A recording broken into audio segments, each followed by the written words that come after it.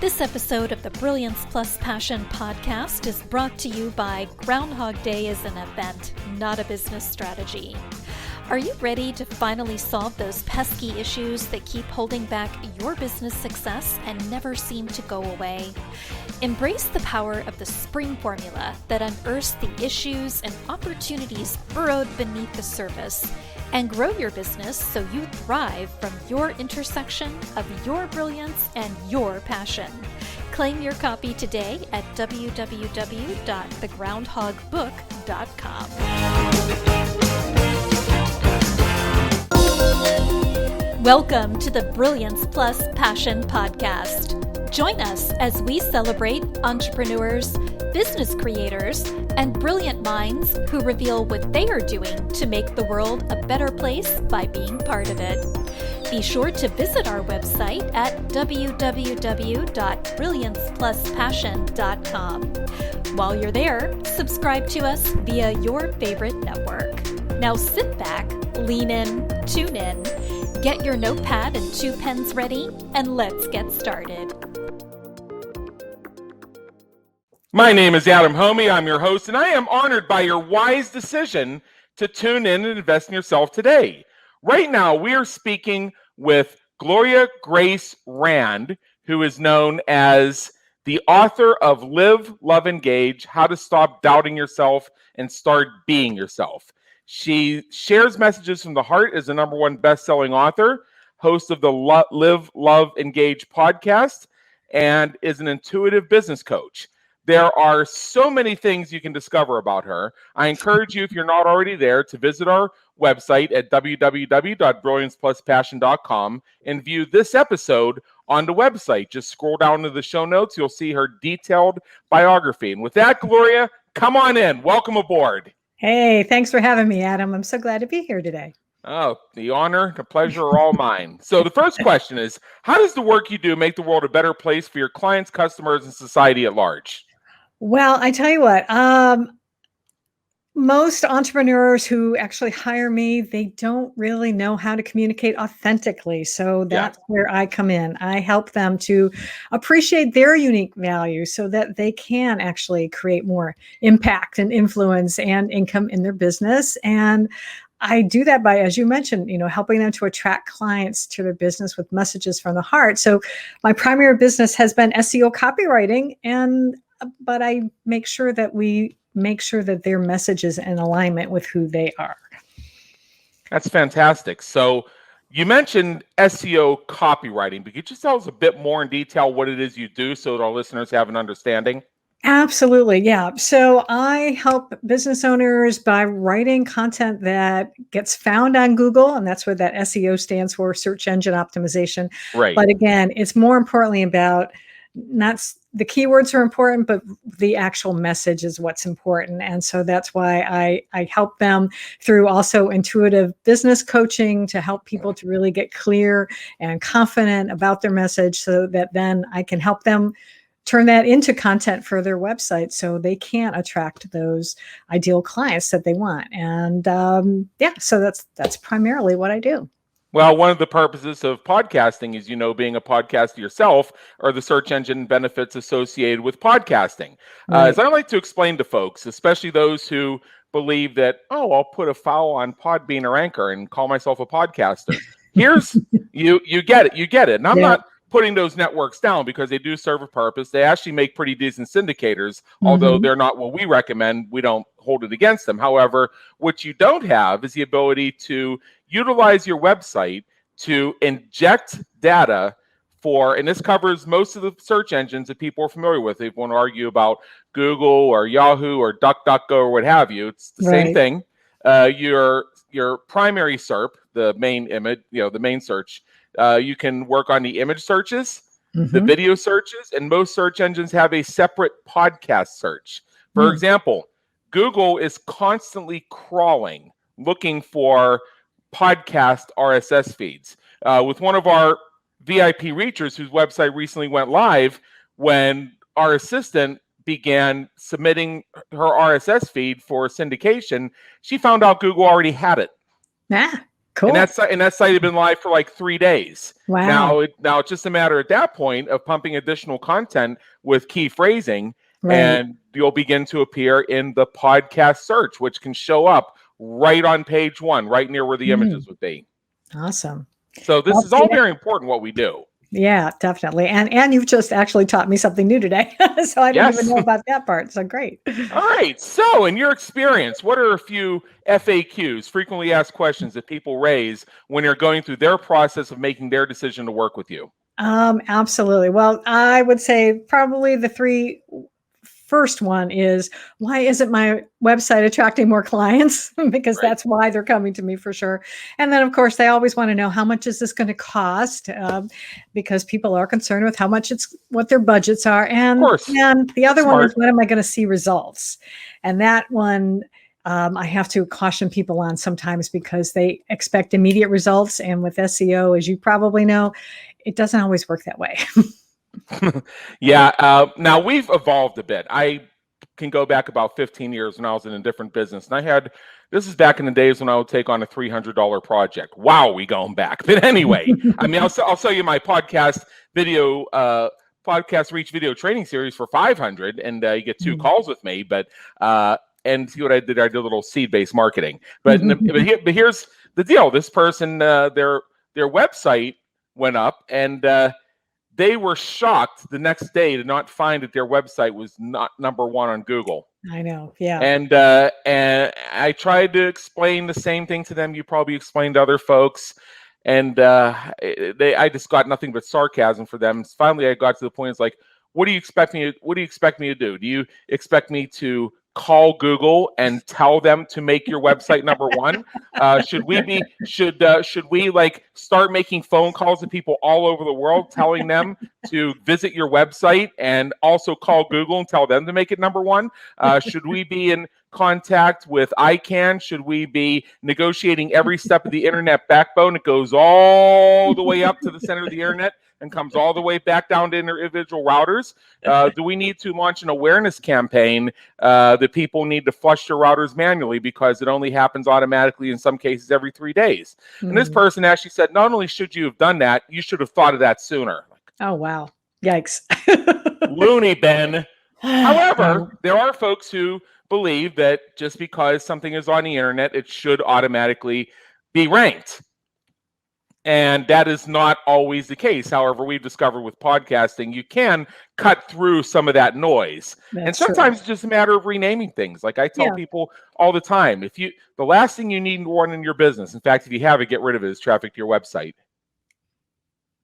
What you want instead are visitors to your web pages who fulfill the 3 P's of website conversions: pre-qualified, prepped, and pumped. I cover this in my book.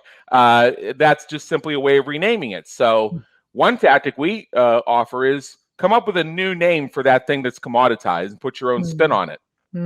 So that's one of my contributions. Now, with all this being said, we could turn this into a mastermind on SEO, but we only have a few more minutes here. I just love this topic. What are a few questions you wish people would ask? What makes you different from your competitors? There are many of them, yes. Absolutely. And what can I expect from working with you, for one thing? And also, how soon can we get started? I like that one. Yeah, that means I like that one a lot too. Ready to go. It's one of my favorite questions. So let's shift gears a little bit and let's get to know Gloria a little bit better. Sure. What would people who know you be surprised to learn about you? I would say they might be surprised to learn that I actually don't wear glasses anymore. I don't even wear contact lenses anymore. And I'm in my late 50s. Okay. And most people would be actually wearing reading glasses or bifocals. But I went through a personal development workshop a few years ago where we had an exercise to help you remember something in the past that you didn't want to see. And so I really do believe that there's a strong mind-body connection.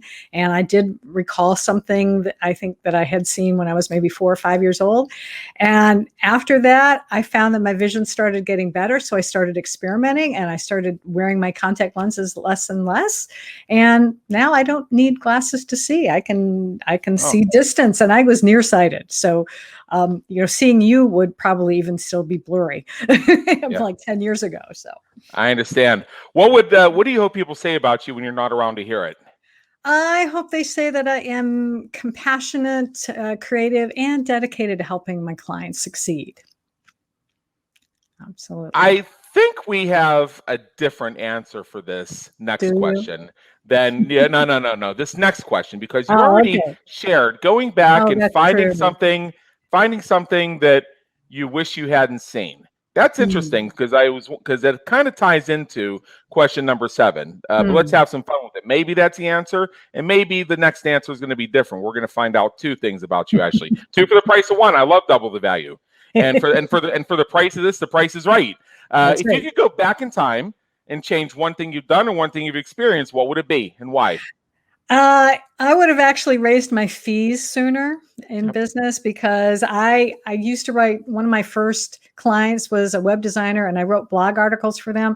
And I think it took me at least 4 years before I actually asked for a raise, when I realized that it was like, oh, I've been doing really good work for them. Why am I not asking for money and asking for more money? So yeah, I would have definitely done that.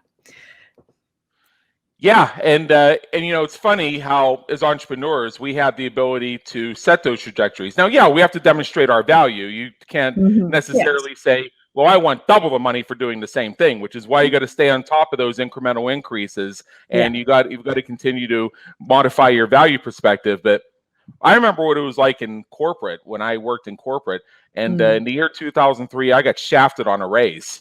And even though my next promotion was diagonal into a completely different type of position, it required a different level of skill, and was actually considered supervisory rather than administrative, they said, well, from your previous salary, we can only increase, or from your previous wage rate, we can only increase your salary by 5%. I said, what?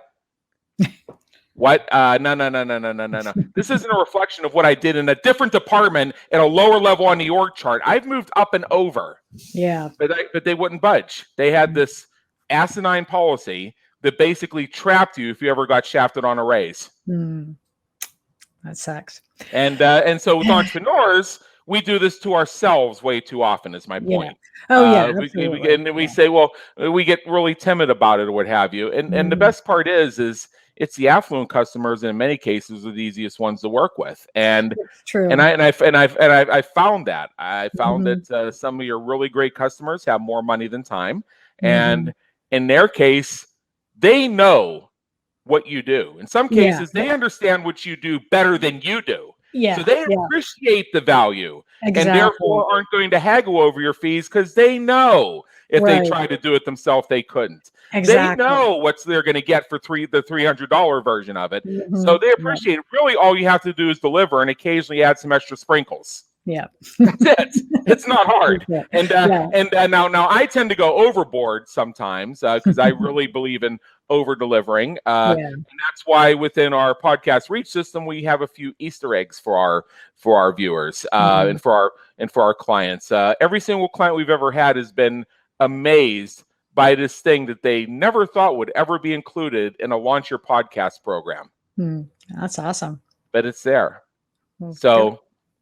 But all the same, what I want to bifurcate is the difference between delivering what you said you would and throwing on a few extra sprinkles versus feeling that you have to give the world, the stars, the moon, the sun, and all the grass on God's green earth for $350 and then expect to be criticized for not doing enough. Yeah. There's an expectations management thing here, and this is where we need to collaborate. Now, what famous person, alive or dead, would you like to meet, and what questions would you have for them? Oh, man, about raising your rates. Yeah, well, yeah, that too. But actually, it's interesting. I struggled over this question. I've been asked it before, and I've never quite known what to answer. But I did just actually have an epiphany a little while ago. And one of the people that I follow is Marianne Williamson. I've read her books about A Course in Miracles. And I think the question I'd like to ask her is, how did she manage dealing with the haters when she ran for president? Because I saw a lot of people just really giving her a hard time, and that she was crazy to be even entering the race. And I know that because that is something that even just in general, business owners in particular, they deal with getting negative reviews and things like that. So I'd be just curious to know how she managed all that. I'd have the same question for Donald J. Trump. I mean, when you put yourself out there, when you put yourself out there, particularly when you're challenging the norm, as Trump did and as Williamson did, these are not traditional run-of-the-mill policy spouting politicians. Marianne had a very unique, special message, just as Trump did. Now, your opinions on their messages is not what this is about. It's just the fact that it doesn't fit the cookie cutter mold, and you're going to catch the hate simply because of resistance to change. Exactly. Yeah. To me, that was my impression of her presidential run. It's one of the ones I was actually interested in and followed to some degree. So I understand why she caught some of the hate, but I like you. It's a little NLP thing, by the way, for our listeners. I, like you, would be curious to get her perspective of how she dealt with it internally and how she managed to convert that energy into something positive and useful, which she appears to have done. Yeah. So, so what motivates and inspires you to keep going when you're having a tough time or facing a challenge?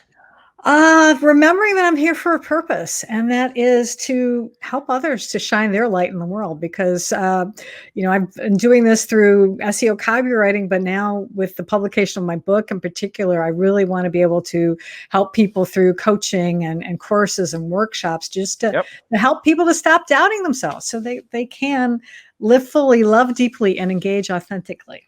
Absolutely. And I think that when you have the authenticity and you're centered with that, I speak of the intersection of your brilliance and your passion, you're able to assert yourself more effectively, whether that means raising your rates, defending and defining your value, managing your boundaries, whatever it is, it enables you to be not only more successful for yourself, but a better asset for your customers. Absolutely. Yeah.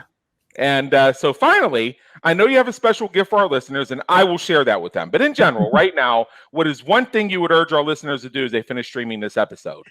I advocate spending a few minutes every day and just getting quiet and going within. And whether that's prayer, whether that's meditation, whether it's walking in nature, but just to start listening for that inner voice that is within that can help you guide you on your journey through life and business. So that's what I would advocate. It's a great practice. Fantastic. Well, first of all, thank you for joining us today. And here's what you have. And we're going to display it on the screen right now. If you're watching the video version, I will say it out loud for the people who are out jogging. Go to gloriarand.com/claim-gift. gloriarand.com/claim-gift. If you're seeing the video on brilliancepluspassion.com, look down in the show notes. You'll see it's there. This is a guide that shows you how to move from self-doubt to self-love in 4 simple steps. Go pick it up. It's certainly worth it. Whether you're trying to raise your rates, your value, or your center of gravity, whatever it is you're trying to raise, check it out. It could be of some benefit to you. And with that, Gloria Grace Rand, thank you so much for being with us today. It's been an honor. And believe me, an education. Thank you so much, Adam. I appreciate it. And thank you, everyone who's been listening and watching. Thank you for tuning into the Brilliance Plus Passion podcast, where we celebrate entrepreneurs, business creators, and brilliant minds who are making a difference for their community, market, and audience. Remember to visit our website at www.brilliancepluspassion.com and enjoy even more great episodes like this one. Again, while you're here, subscribe to us via your favorite network. We look forward to seeing you next time on the Brilliance Plus Passion podcast.